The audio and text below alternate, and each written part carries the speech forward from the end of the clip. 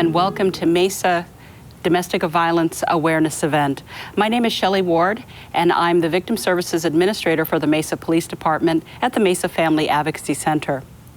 This evening, the City of Mesa is bringing together community leaders and survivors to talk about the devastating effect that domestic violence has in our lives and in our community. Mesa Domestic Violence Awareness Night honors survivors and those lost to domestic violence.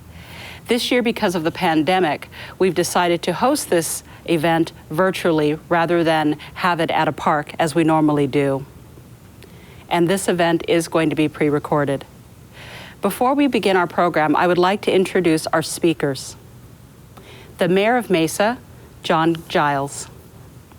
Also joining us are VANESSA-GISSELE HOLLIMAN, a licensed master social worker and holistic life coach.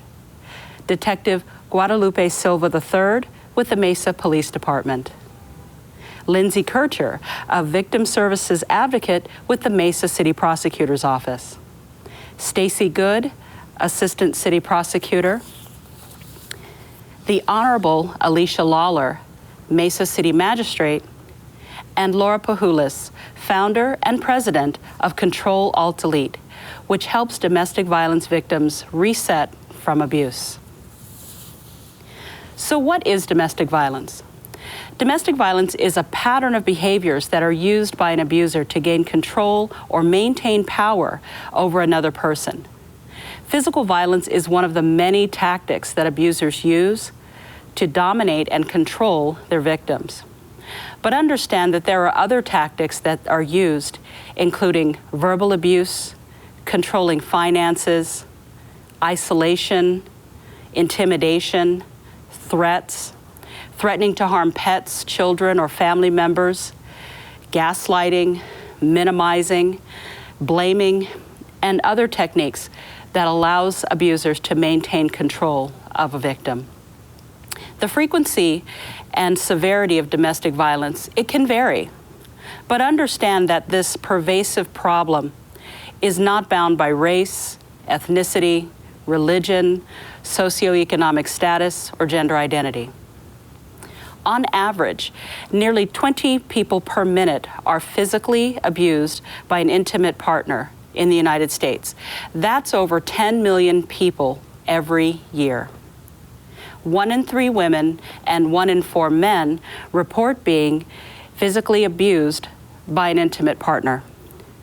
According to the National Coalition Against Domestic Violence, 37% of women in Arizona and about 21% of men have experienced physical violence, sexual violence, or intimate partner stalking.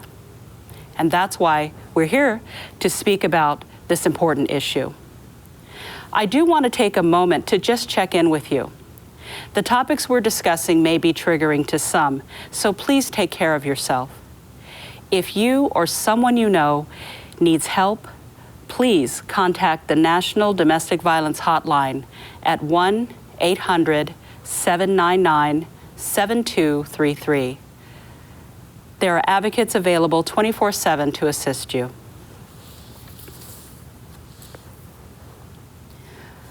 Our first speaker is going to be Mayor Giles, and we're very honored to have Mayor Giles as our speaker this evening. Please welcome the Honorable John Giles.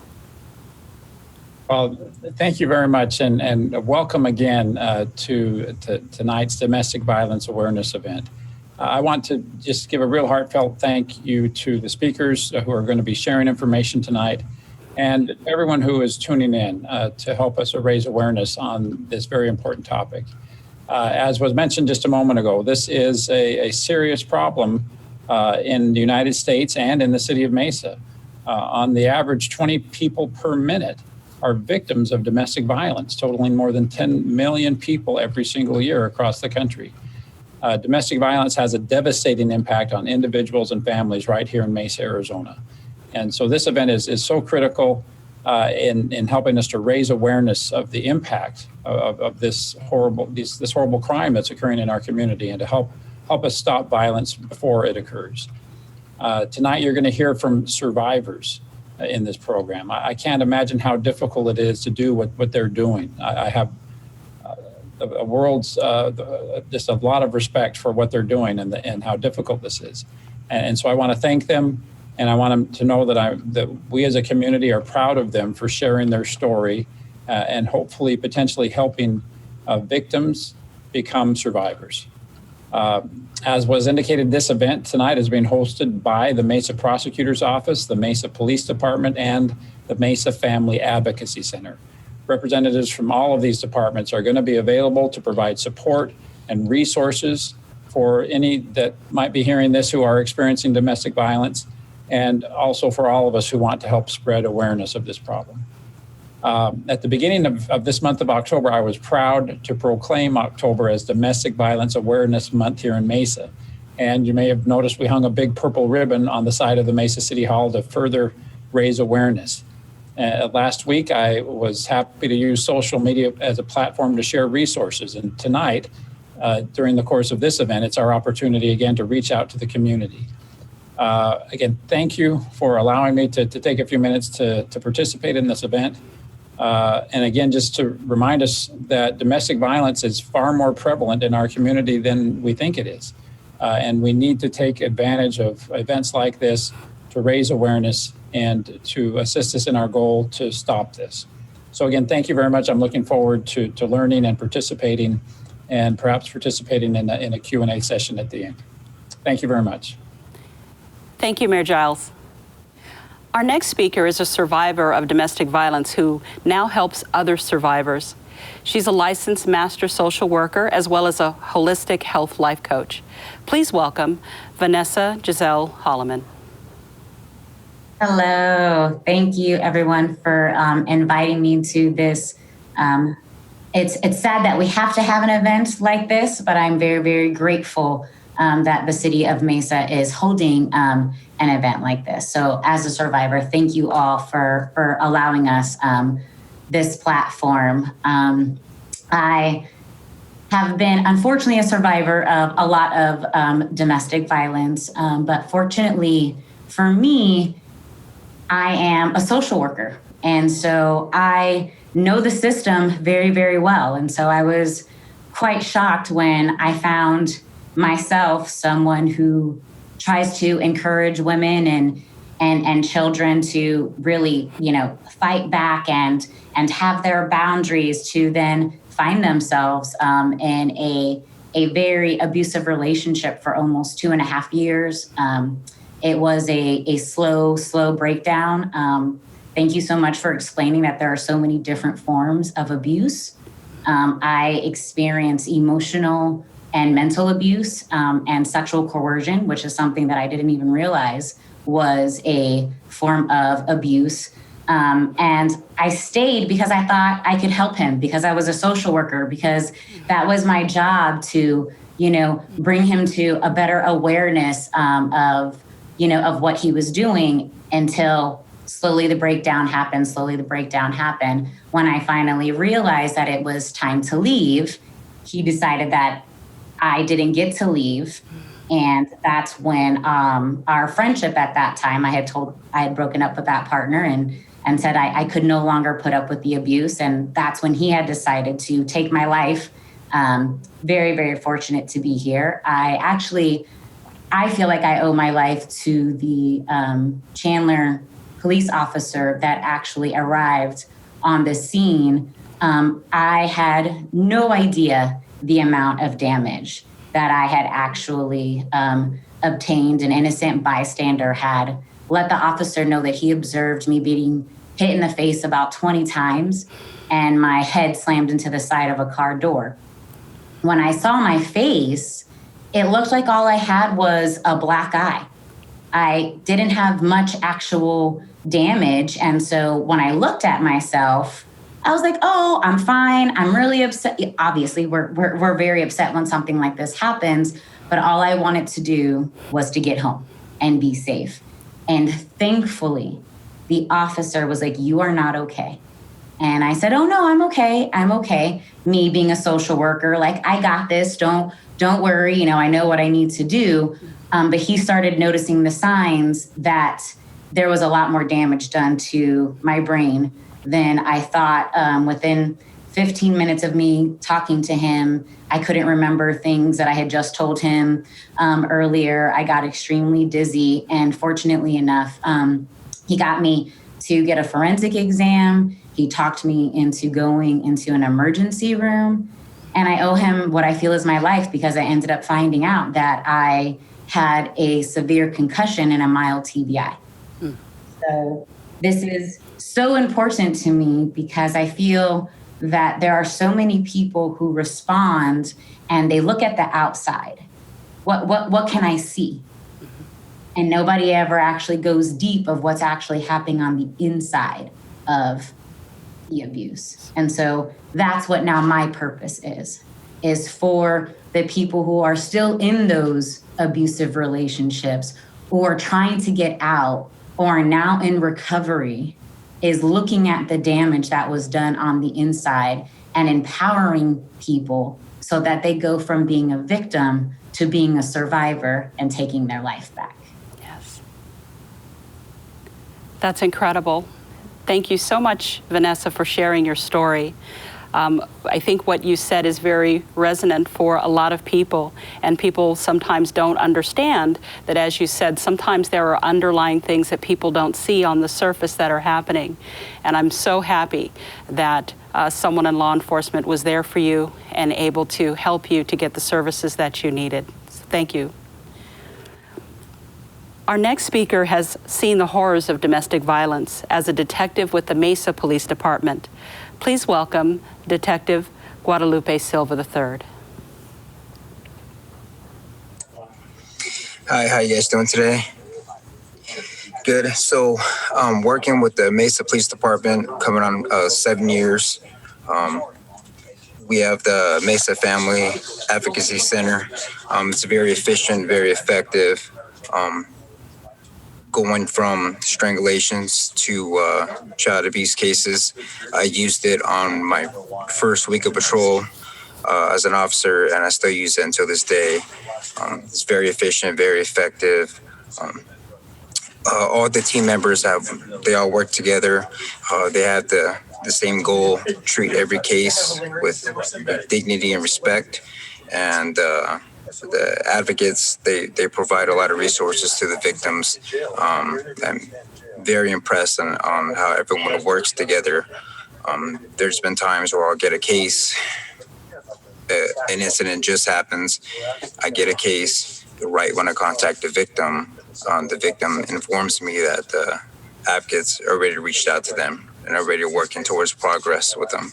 So, and with going on with the 7 years, I dealt with a lot of cases having to do with simple assaults, criminal damages, all the way to strangulation cases.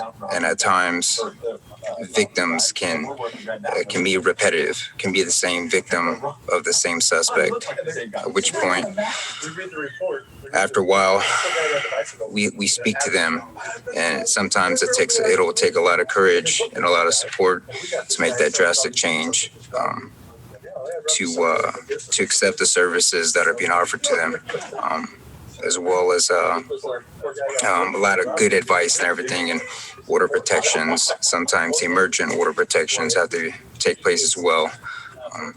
Going on from patrol to detectives to the MVAC, it's very efficient, and we helped out a lot of people. Awesome. Thank you so much, Detective Silva. Our next speaker is a victim services advocate with the Mesa City Prosecutor's Office. Please welcome Lindsay Kircher. Thank you so much. Thank you, everybody, for being here. So as Detective Silva had mentioned previously, when a victim has been victimized and officers are called, they get to work with advocates at the Family Advocacy Center. If charges come through to the prosecutor's office, we also have a team of 6 advocates that can assist victims through the criminal justice process. So when a case comes to our court, the first thing that we do is our notification team makes an initial call, reaching out to the victim to make sure that they understand about upcoming court dates, their right to be present for those hearings, and to see if they have any questions about their victim's rights. We can also escort victims to court hearings if they want to attend, but maybe they're feeling nervous about going by themselves. Advocates can go with them to their hearings. We explain victims' rights. We help with submitting victim impact statements, which are basically a letter giving a victim an opportunity to explain how the incident has affected them and what they would like to see happen as an outcome, especially regarding sentencing. We also can connect victims with prosecutors so that they can communicate with prosecutors about what they'd like to see happen and make sure that their voice is heard. Aside from victims' rights and court procedures, we also will assist victims who maybe don't have a court case, but they need help with safety planning, or they're interested in getting a protective order, but they don't really know where to start. They can come to our office, which is in the Mesa Municipal Court building, and advocates are available to help them with the petition to apply for a protective order. We'll go with them to protective order hearings, and we can do additional safety planning, which could include enrolling in programs like the Address Confidentiality Program. We also will connect victims with various resources in the community, including domestic violence shelters and agencies that do mobile case management, like Control Alt Delete, Shelter Without Walls, New Life Center, House of Refuge, CAFA, which is Community Alliance Against Family Abuse, and the Arizona Coalition to End Sexual and Domestic Violence. This is just a few agencies that provide these types of services to assist victims through this process. Thank you. Thank you so much, Lindsay. Advocates are a very important part of the process, especially in helping victims to navigate through very complex seeming criminal justice systems. And that safety planning, I know, is essential. So thank you so much for doing that. Our next speaker is from the Mesa Prosecutor's Office. Please welcome Assistant City Prosecutor Stacey Good. Thank you, Shelly. In 2019, the Mesa Prosecutor's Office handled approximately 131 domestic violence cases per month. Over the last year with the COVID season, that number has increased by 26%. But the more unfortunate statistic is the number of people that we've assisted, the number of victims that we've helped from this year compared to last. In 2019, we helped over 3,000 victims get help with obtaining orders of protection, having court escorts, or coming up with safety plans. But over this last year, we've only helped 1,173 victims, which is a severe decrease in the number of victims that we've been able to help. Which means that with this quarantine season, we are all at home quarantining while victims are stuck at home with their abusers. Cases are still happening. Victims are still getting assaulted, threatened, intimidated, harassed. There are holes punched in their walls, but they're not getting the help that they need. At the prosecutor's office, we handle a lot of different types of cases, anywhere from order of protection violations to cases where victims have been strangled or severely injured. And we treat every single case seriously.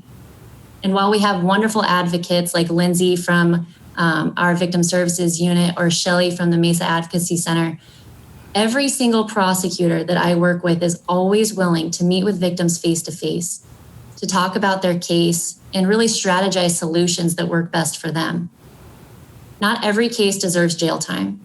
Sometimes getting people involved with domestic violence counseling or substance abuse counseling or mental health counseling can be a complete game changer. And we are here to help facilitate that change. We're also here to protect the rights entrusted to victims through the Arizona Constitution, like their right to confidentiality or their right to have their voices heard. And while we support every single victim that comes into our office, we are here tonight to let every victim in Mesa know that the city is a united front against domestic violence, that the prosecutor's office has your back. But what we really want to do is have a call to victims, that if you need us, if you want to change your life, please contact us. Whether you have a case with us or not, we can get you the help that you need, because you do not deserve to be in the situation that you're in where you're being abused. Nobody deserves that. So please contact our office and let us dedicate our services to you. Thank you. Thank you, Stacey. The Mesa Municipal Court not only hears domestic violence cases, but also, as you've heard, has resources available for survivors. Here to talk more about the court's very important role is the Honorable ALICIA LAWLER, Mesa City Magistrate. Thank you so much for the opportunity to talk about the court's role as it pertains to victims of domestic violence. There are basically two ways that domestic violence cases are heard at the Mesa Municipal Court. The first way is through a civil proceeding where a victim comes into court and requests an order of protection, which contains a no contact order. This order will often also include other protections for the victim as well as for other household members. The process to obtain an order of protection is very simple. Victims can log on to the user-friendly AZ Point website and fill out the petition online. AZ Point stands for Arizona Protective Order Initiation and Notification Tool. This site is a valuable tool for victims as it contains a lot of great educational information, safety plans, as well as many other resources. However, if a victim prefers, the petition can also easily be filled out at the courthouse. The judge will review the petition and speak briefly with the victim. And if it appears that an act of domestic violence has occurred, the judge will issue the order of protection, which is then sent to the Mesa Police Department, who will attempt to serve the defendant as soon as possible so that the protections are in place without any unnecessary delay. The second way that our court sees cases of domestic violence is in a criminal proceeding where a defendant is formally charged with the crime of domestic violence. In the criminal case, the defendant must come to court and answer the charges, and the victim has the right to be informed and present at all court proceedings. If the defendant is arrested in connection with the charges, then the judge will set release conditions that are intended to ensure the victim's safety. Typical release conditions involve orders that the defendant not return home, not have any contact with the victim, not consume alcohol or illegal drugs, and not possess any weapons. If a defendant violates any release condition, they can be arrested and charged with an additional crime of violating a court order. It is important that victims know that they have specific rights that are contained in Article 2 of the Arizona Constitution called the Victim's Bill of Rights. These rights include the right to be treated with fairness, dignity, and respect, and to be free from intimidation, abuse, or harassment throughout the criminal justice proceeding. On behalf of everyone and all victims, and on behalf of everyone at the Mesa Municipal Court, I want to assure all victims of domestic violence that when you come to our court, your rights will be protected and you will be treated with dignity and respect. Your voice is important to us. Thanks again for allowing me to give a brief overview of the court's role in these very important cases. Thank you, Magistrate Lawler. Our final speaker is a survivor of domestic violence who was able to turn her life around to help others. Last year, Laura Pajulis founded Control, Alt, Delete, a nonprofit organization here in the Valley whose primary focus is removing the barriers that prevent domestic violence victims from fleeing abusive relationships. Please welcome Laura Pajulis. Hi, thank you for having me. I want to tell you a little bit about myself first. I grew up in a house full of domestic violence. That was the life I knew. So when I married an abuser at a young age, that's what I thought life was supposed to be. It took a few years to get out of that abusive relationship. And as I was working through that, I knew I wanted to make a difference in life. So I started a career in the nonprofit sector once I escaped abuse. I worked everything from helping children in foster care to feeding the hungry and helping with homeless families. And I learned a lot in every nonprofit I worked at. What I learned most was that domestic violence affected every one of those nonprofit sectors. Everyone in those human services had a need for help with escaping domestic violence. So in the summer of 2019, I sat down to write up my business plan to start a nonprofit. I had it all worked out, the ins and outs of what I was going to do, and then my computer froze. So I pressed Control-Alt-Delete, and that was an epiphany to me. That was going to be the name of my nonprofit, because sometimes in life, you need to reset your life, just like I needed to reset my computer. So I founded the agency in September 2nd of 2019, and almost immediately started getting requests for help. We help remove those barriers that often keep people in unsafe environments. We provide cab rides and Uber rides. 99% of all of our survivors have been financially abused, so we'll help with gas cards. They may have a card in a car, but no way of filling that tank with gas, so we help with that. We help with hotel rooms. We help if a survivor is staying in their home, we will change the locks on their house and even install security camera systems if that's what it's going to take for that survivor to feel safe. We provide one-time assistance to people escaping abuse and give them the chance to reset their life. Since being founded on September 2nd of 2019, we've had 1,183 escapes from domestic violence. Standing.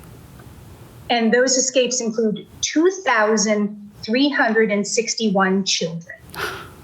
That's 3,544 new survivors from my little nonprofit. We've helped 12 men escape abuse and 84 veterans. And once I started tracking pets, we're over 500 pets that have helped escape abuse. If I had to offer advice to someone in a domestic violence situation right now, I would say, make a safety plan. Go talk with people that can help you do that, the agencies that were already mentioned. Know that you're not alone. There's no shame in what you've gone through. There's help out there for you. Believe in yourself, because I believe in you, and I will help you escape. Together, we're creating a society of survivors. So thank you for having me. Thank you so much, Laura. I will say that we have at the Mesa Family Advocacy Center and the victim advocates with the Mesa Police Department, we have utilized that service on multiple occasions to assist victims with door locks and travel and with hotels. And that is a vital, vital key for someone who is fleeing an abusive relationship. So we really thank you for being there to remove that barrier and to help individuals reset their lives. Thank you. Thank you. So as part of our domestic violence awareness program, we want to find out a little bit more from our speakers. So we're going to do a little bit of question and answer with our speakers. So this question is for Laura. Laura, when did you recognize that your relationship was abusive? It actually took me several years after getting out of that relationship before I realized I had been in an abusive marriage. I had never seen healthy relationships modeled. So being in an abusive environment, that was the normal for me. And I started working for a company that was a family business, and they showed me through their behaviors that, an argument doesn't have to turn violent. So I could see firsthand what healthy relationships look like. And that was probably a good 5, 6, 7 years after my marriage ended. Wow, thank you. This next question is for Vanessa. What did you need someone to say when you were in the midst of your abusive relationship that would have been helpful for you? Gosh, so we've talked about this, and I've actually really thought about this question. And I think actually that Laura said it the best. and that there is no shame.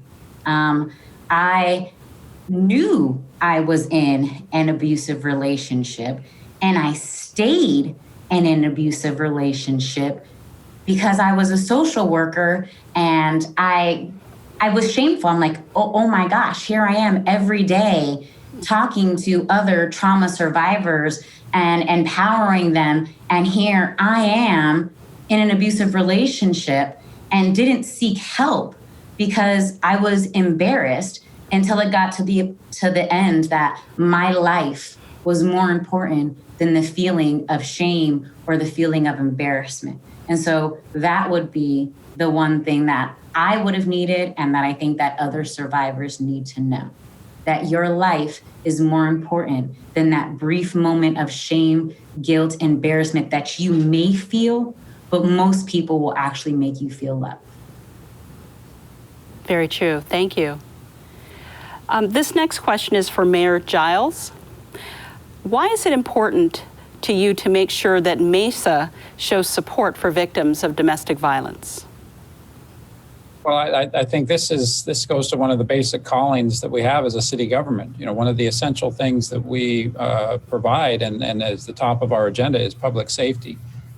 People in our community have a right to be safe and to get the assistance of city resources if they're the victims of crime. So we are anxious to raise awareness and to change, you know, the stigma attached with this. People from my generation, you know, we were taught as children, you know, you don't air your dirty laundry, you know, family problems are family problems, and we don't share them with other people. That couldn't be, you know, more incorrect in the context of domestic violence. So it's important that we help everyone in our community understand that they have a right to call for help, and that we have wonderful resources in our community through public safety, through the court systems, through nonprofits, to help them become survivors and throw off the being victims. So I can't think of really a more important message for us as a city government to help stress and to raise awareness on and hopefully educate people. Thank you, Mayor Giles. This next question is for Detective Silva. If you could say one thing to a victim listening right now, what would that be? I would say that they're not in this alone. It happens more often than what they think. A victim right now of domestic violence probably grew into it since they were a child, and they probably think being abused mentally, physically, or financially is normal, but it's not. It's not. It takes a lot of courage to stand up and seek help, and seeking help that's a drastic change right there. That's a change of life and everything. There's a lot of people out there who need help. It's going to take a lot of courage, and I think you should do it for your best interest, for your life, for your safety, and also for the children in the house. Children in the house, you don't want them to think that living in domestic abuse is normal, because your daughter can grow up being mistreated thinking that that's normal. On the other hand, your son could grow up thinking that it's normal as well. So seek the help. Mesa, we have so much help out there. So there's a lot of resources such as shelter and everything else you can ask for. So the MFAC is great, and I'm very impressed with the police department on responding to domestic violence and all the help that we have to offer. So. Awesome. Thank you, Detective. Our next question is for the prosecutor, for Stacey. Do you ever have situations where victims don't want you to prosecute the case? And when that happens, what do you do as the prosecutor? Yeah, Shelly, unfortunately, that happens in some of the cases that I come across. I have victims who no longer wish to participate in the prosecution process. I usually find that out by one of two ways. The first way is they'll submit a victim impact statement, which will go to the court and to the prosecutor, expressing their concerns with the case or explaining how they think a case should be resolved. The other way is where victims just don't show up for court, or they don't respond to any attempts that we make to contact them. The first way is always so much more valuable because we get that input from the victim on the best way to resolve the case. When I was talking earlier about coming up with a strategy and a solution, we can do that with the victim if they're participating and giving us their thoughts and concerns. And then we can come up with something that's really good for their entire situation. Otherwise, if victims aren't showing up for court, the cases will still go on without them. The prosecution will still happen. Sometimes we do trials without victims even being present. But then the prosecutor is really making that decision of what's best for that case on their own. And that will be based on a snapshot of this victim's life just from a police report. So it's really important for victims to express their concerns, even if they don't want to participate in the prosecution process, to really talk to the prosecutors and the advocates. That way they can make sure that their voices are really being heard. Thank you. The next question is for Vanessa. In your experience, what helped you to move forward?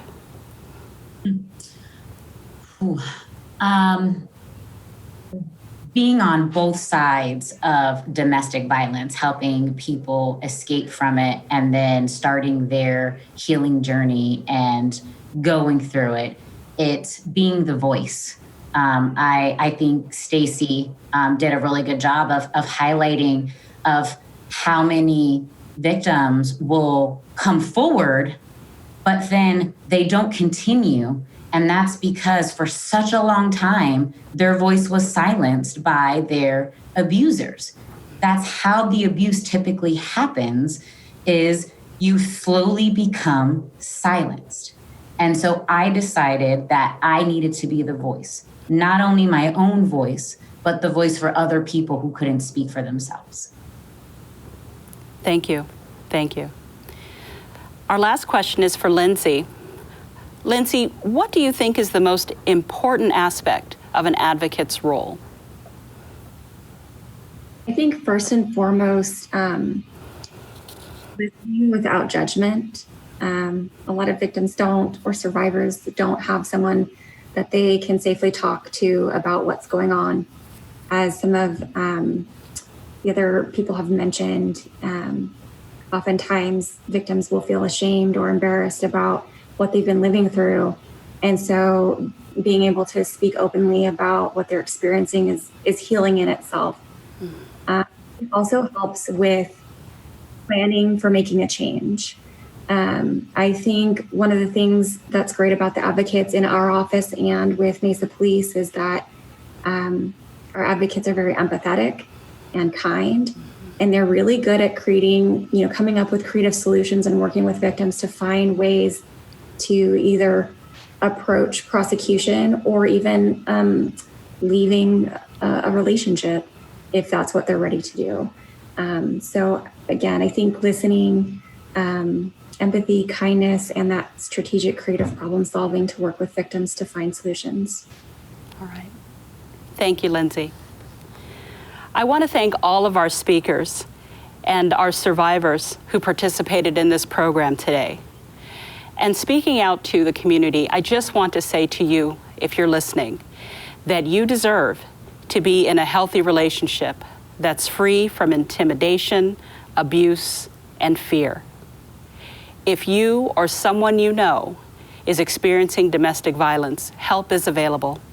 Call the National Domestic Violence Hotline at 1-800-799-7233. Thank you.